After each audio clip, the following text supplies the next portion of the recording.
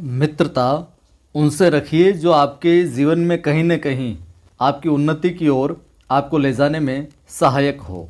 नमस्कार, जय हिंद। मैं हूं आपका दोस्त कवि आदि गणेश। स्वागत करता हूं हिंदी साहित्य इतिहास की जो प्रश्नोत्तरी है, इसके अंदर आज विकल्प नहीं दे रहा हूं प्रश्न, और सीधे उसका आपको जवाब देना है साहब। वीडियो को लाइक कर दें, शेयर कर दें। पहली बार देख रहे हैं चैनल को सब्सक्राइब कर बेल आइकन क्लिक कर लें। कवि आदि गणेश हिंदी नाम से टेलीग्राम चैनल है, ज्वाइन कर लीजिए। 7,800 से अधिक लोग जुड़ चुके हैं अभी तक। यहाँ पर भी सवाल सूचना वगैरह डालता रहता हूँ। पहला सवाल आपके लिए, राधा वल्लभ संप्रदाय में नित्य विहार के 4 विधायक तत्व कौन कौन से हैं साहब, बताइए। विकल्प नहीं है, सीधा। अगर नहीं आता तो फिर मैं बता रहा हूँ, आप नोट कर लीजिएगा। राधा वल्लभ संप्रदाय में नित्य विहार के 4 विधायक तत्व हैं। तो साहब कौन कौन से हो जाएंगे 4 विधायक तत्व? पहला नाम आता है कृष्ण, दूसरा राधा, तीसरा सहचरी, और चौथा विधायक तत्व है वृंदावन। इनके इर्द गिर्द ही सारा का सारा मामला चलता है। तो राधा वल्लभ संप्रदाय में नित्य विहार के 4 विधायक तत्व हो जाएंगे कृष्ण, राधा, सहचरी और वृंदावन। अब यहाँ से सवाल कैसे आएगा परीक्षा में? राधा वल्लभ संप्रदाय में नित्य विहार के 4 विधायक तत्वों में से निम्न में से नहीं है या है, इस प्रकार से सवाल है जो आ जाएगा। आज की वीडियो में ये इस प्रकार से विकल्प नहीं दिए, बाकी आगे की जितनी भी क्लासेज होगी सब में विकल्प दिए जाएंगे, ठीक है। अगला सवाल है, हित 84 और स्फुटवाणी किसकी रचनाएं हैं? हित 84 और स्फुटवाणी किसकी रचनाएं हैं, बताइए साहब। चलो विकल्प मैं दे देता हूँ आपको। गोस्वामी हित हरिवंश, रसकहान, मुल्ला दाऊद या कुतुबन। तो उत्तर क्या हो जाएगा? हित 84 और स्फुटवाणी किसकी रचना है? गोस्वामी हित हरिवंश की। किसकी हो जाएगी साहब? गोस्वामी हित हरिवंश साहब। गोस्वामी हित हरिवंश साहब की हो जाएगी। अगला है, ये कई बार आया हुआ है सवाल, या लकुटी अरु कामरिया पर राज तिहु पुर को तजी डारो। ये पंक्ति किस कवि की है? या लकुटी अरु कामरिया पर राज तिहु पुर को डारो। तो किसकी है? रसखान साहब की। पंक्ति किसकी है? रसखान साहब की, कई बार पूछी गई है। अगला सवाल है, रसखान को किस काव्य धारा का प्रवर्तक कहा जाता है? बहुत अच्छा सवाल है। रसखान को किस काव्य धारा का प्रवर्तक है जो कहा जाता है? तो इसको कहा जाता है स्वच्छंद काव्य धारा का। स्वच्छंद काव्य धारा का प्रवर्तक है जो कहा जाता है, ठीक है बात। अगला सवाल है, तुलसी तुलसी गंग दुओ भय सुकविन के सरदार। ये पंक्तियां किसकी है? तुलसी गंग दुओ भय सुकविन के सरदार, बताइए साहब। बहुत बार पूछी गई है, तो किसकी है पंक्तियां? भिखारी दास साहब की। किसकी है? भिखारी दास जी की। तुलसी गंग दुओ भय सुकविन के सरदार, भिखारी दास जी।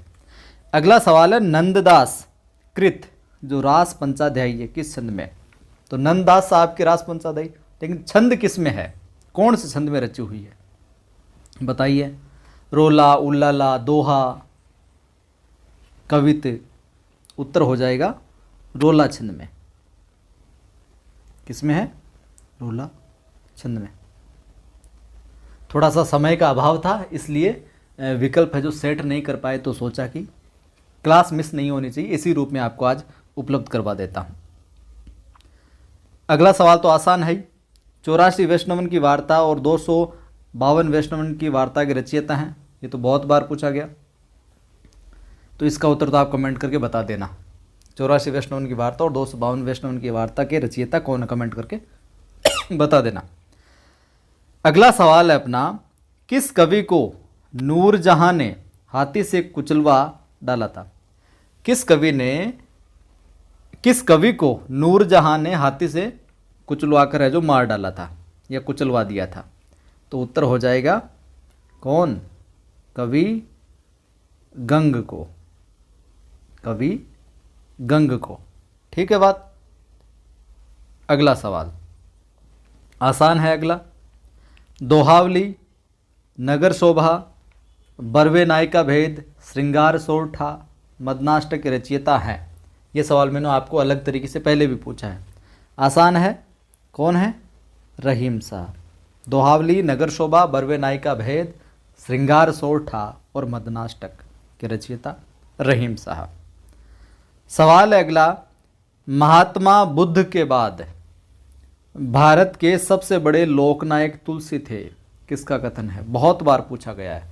महात्मा बुद्ध के बाद भारत के सबसे बड़े लोकनायक कौन थे? तुलसी। तुलसी को किसने ये बार बताया है? महात्मा बुद्ध के बाद सबसे बड़ा लोकनायक। क्या उत्तर हो जाएगा? जॉर्ज ग्रियर्सन महोदय ने।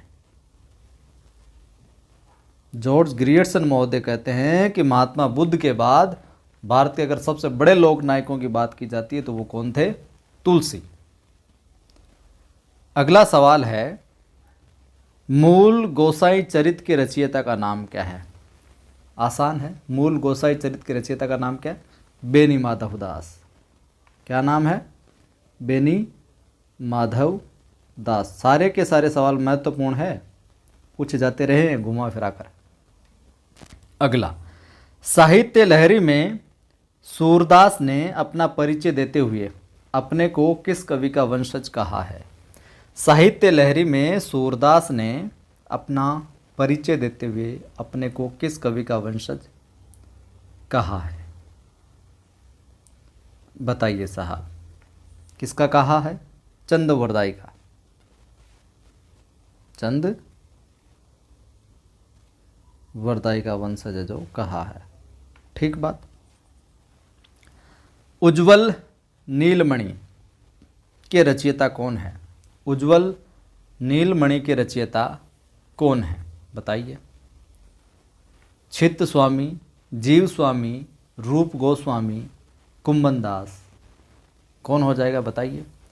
उज्ज्वल नीलमणि के रचयिता हो जाएंगे साहब रूप गोस्वामी। रूप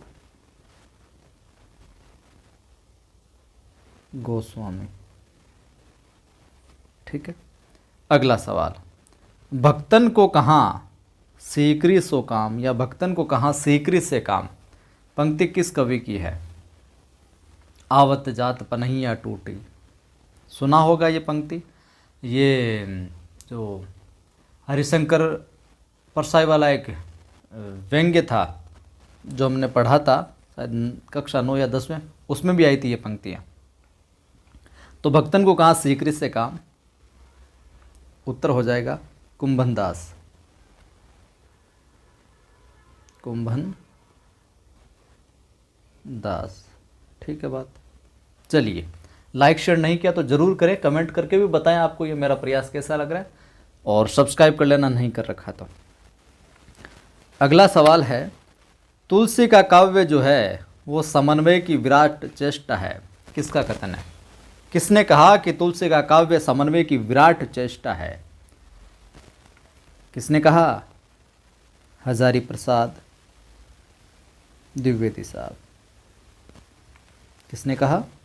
हजारी प्रसाद द्विवेदी साहब ने। महत्वपूर्ण कथन है। हजारी प्रसाद द्विवेदी कहते हैं कि तुलसी का जो काव्य है वो समन्वय की विराट चेष्टा है। अगला सवाल, अहिंसावाद व प्रतिवाद किस संप्रदाय का वैशिष्ट्य है? अहिंसावाद और प्रतिवाद किस संप्रदाय का वैशिष्ट्य है? बताइए साहब, कहाँ मिलती है ये विशेषता? तो ये मिलती है साहब वैष्णव संप्रदाय में। किसमें? वैष्णव संप्रदाय में। ठीक है, वैष्णव संप्रदाय। अगला सवाल, भ्रमर गीत परंपरा का मूल उद्गम स्थान भागवत का कौन सा स्कंद है? भागवत भ्रमर गीत परंपरा का जो मूल उद्गम स्थान है वो भागवत का कौन सा स्कंद है साहब? बताइए कौन सा स्कंद है? 7वां, 8वां, 9वां, 10वां? उत्तर हो जाएगा 10म स्कंद। ठीक है, तो ये थे इस वीडियो में कुछ इंपॉर्टेंट सवाल। कल से प्रश्नों के विकल्प दिए जाएंगे। आज थोड़ी काम था तो केवल सवाल बना दे कि डायरेक्ट आपको उत्तर पूछ लिया जाएगा। वीडियो अच्छा लगा है तो फिर लाइक करना है, और दोस्तों को दिखाना चाहते हैं तो फिर शेयर भी करना है। जितना ज़्यादा शेयर करोगे उतने और साथियों की मदद हो पाएगी। पहली बार देख रहे हो सब्सक्राइब कर लेना, घंटे वाले निशान पर क्लिक कर लेना, ऑल पर क्लिक कर लेना ताकि हर वीडियो की सूचना मिलती रहे। टेलीग्राम चैनल का लिंक डिस्क्रिप्शन में मिल ही जाएगा, कवि आदि गणेश हिंदी नाम से है। पढ़ाई को लेकर अगर आप डिमोटिव रहते हैं तो दूसरा यूट्यूब चैनल है अपना आदि की आवाज़ नाम से, इसके ऊपर मैं मोटिवेशनल वीडियो डालता रहता हूँ पढ़ाई के रिगार्डिंग ही, कि कैसे क्या तैयारी करनी है, कैसे टाइम मैनेजमेंट करें। तो इसको भी आप सब्सक्राइब कीजिए, यकीनन कुछ नया सीखने को मिलेगा। जय हिंद, फिर मिलता हूँ।